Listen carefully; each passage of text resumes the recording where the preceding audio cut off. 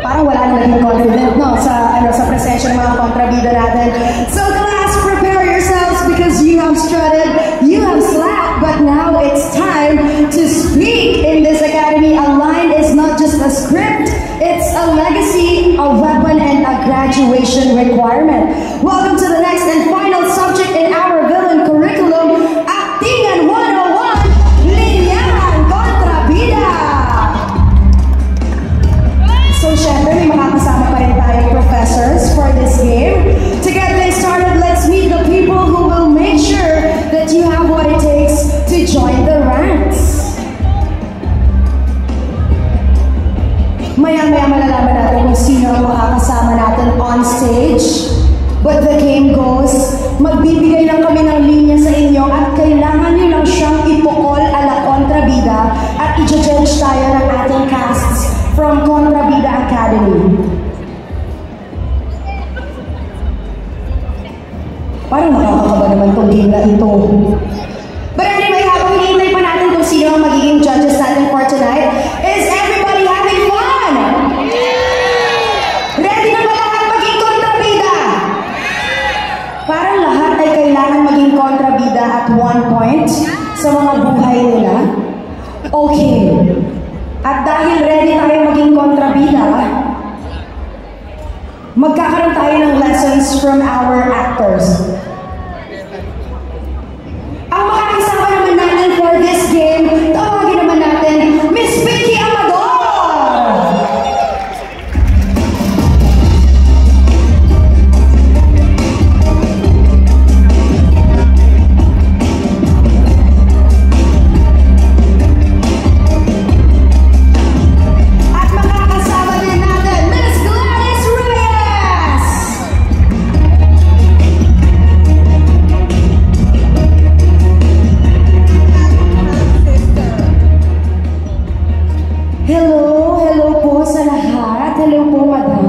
Miss Gladys, Miss Pinky, meron po ba kayong tips sa mga graduates natin kung paano pumukul ng linya?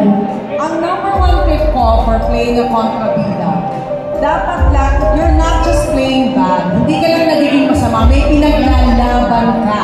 Okay. May pinaglalaban ka kung naghihiganti ka, o kung ano man yun. Lagi kang may pinaglalaban.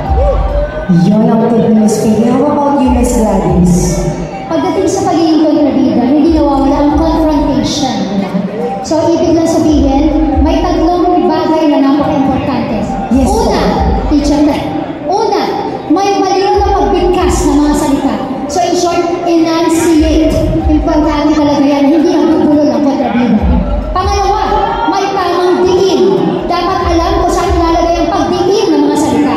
At huli sa lahat, pero pinaka-importante, may mata. May mata pa lang, namumuksan. Yun. Ayun ang mga tips natin. Sana nakinig kayo. Kasi, yes po, hindi nila alam kung sino yung tatawagin natin on stage. But right now, I think I know kung sino ang mauuna. Sana, paunahan niya tayo on stage, Miss Ayin Bernos! The very eloquent. Dami mong sa mga Miss Ayin. May kasama siya, madam. Baka ano ang bias ha? Ay, anak, galingan mo. Ayun. Anak, galingan mo. Hello, Miss Ayin. Ang gagawin na lang daw natin, Miss Ayin, ipupukol mo sa kanila yung linya na parang sila yung mga bida mo, ikaw yung kontrabida. Are you ready? May choice pa ba ako? Sorry, madam. Okay. Okay, at ang ipupukol na linya ni Miss Ayin ay eto. Ayan. I-internalize mo, Miss Ayin, tapos ipupukol mo kay Miss Pinky. Go na! Kaya mo yan. Okay. Hayop ka! Wow. Teka, magkano ano ba to? Teatro ba to? O TV? Pelikula? Liwanag dito sa amin, ano to? Pang TV ba to? Ano? Hindi ako sanay. Sige. Ayok ka. Alam, take two ha. Sige. Is it? Finish! Take it out. Kami ready to eh. Kaya mo yan na. Breathe! Ito, okay. Perfect. Hayop ka!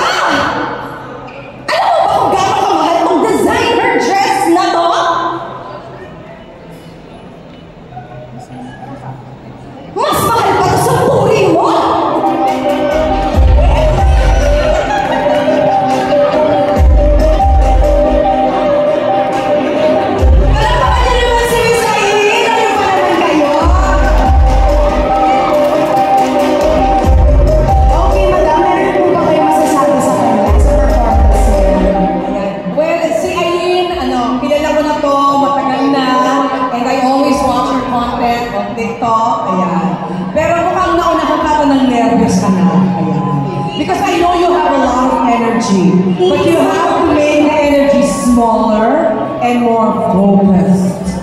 Focus on your target. Yeah. Yun. Thank you so much, madam. How about our judges? Meron ba tayong score for Miss Ayin? Di ba ginudge ko lang talaga dito, Miss Ayin? May masasabi ka ba doon? Sino po ang pwedeng mag-judge sa linyahan ni Miss Ayin? Nyora Celia. Ano masasabi mo? Ayan, si Tita Celia po. Senyora Celia. Queen B. Ano masasabi mo sa acting niya, tita? As far as concerned, pwede na. Mag-aral ka muna sa Kontrabida Academy. I give you flying colors. Assist 72. Ay! Hindi mo napasakaw. Thank you so much, madam. Kausapin mo ako, I'm making 75. Yay! Be afraid of me. Be very afraid of me. Thank you so much, madam. Balikan naman natin si Miss Ayin. Thank you. Alright, and to join Miss Ayin, nasan si John Deseo? John Deseo! Alam ko may dakalan dyan. Ang dami niya rin pa. Asan si JD? Bigyan mo sila ng linyahan mo, JD. Ayan o, kontrabida na siya.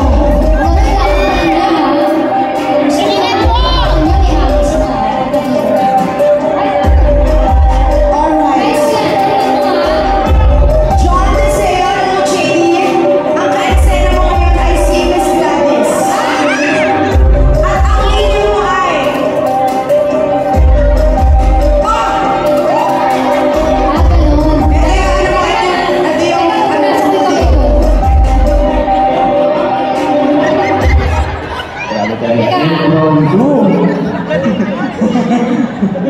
Buti na lang, malakas ang net. Okay. Rolling ka ba? Huwag ka nung malayo. Tatakot ako si Miss Gladys. Ready ka? Hindi, huwag ka ako. Ha? Ay, ito na nakakalit. Okay? Maganda ka sana! Mali, parang naging ako. Okay.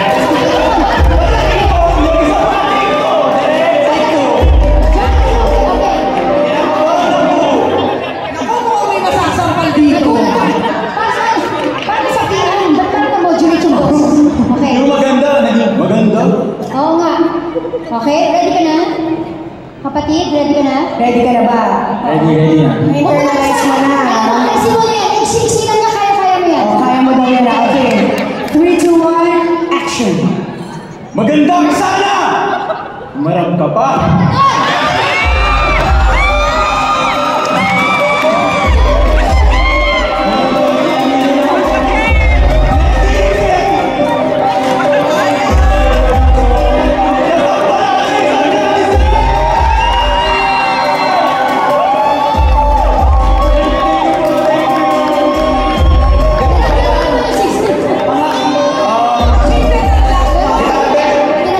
Mamaya po Miss Gladys, kita tayo sa likod.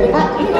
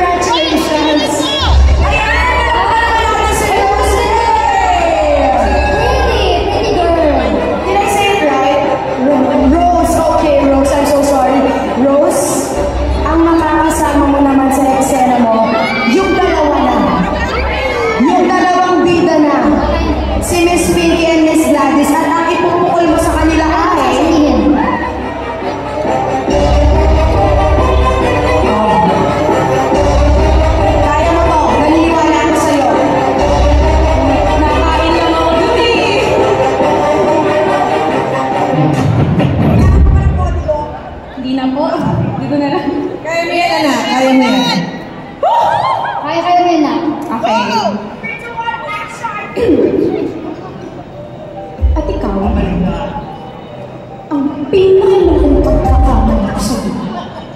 Huwag kang tumalikod na lang. Dito ka sa akin. Hindi ko alam. Hindi ka makikita na sa akin. Mali na ako. Mali na ako.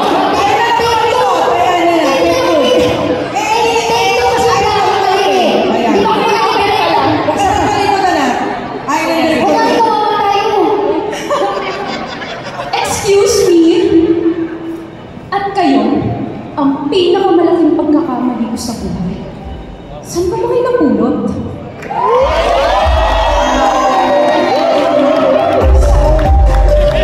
I'm shaking right now. Oh my gosh!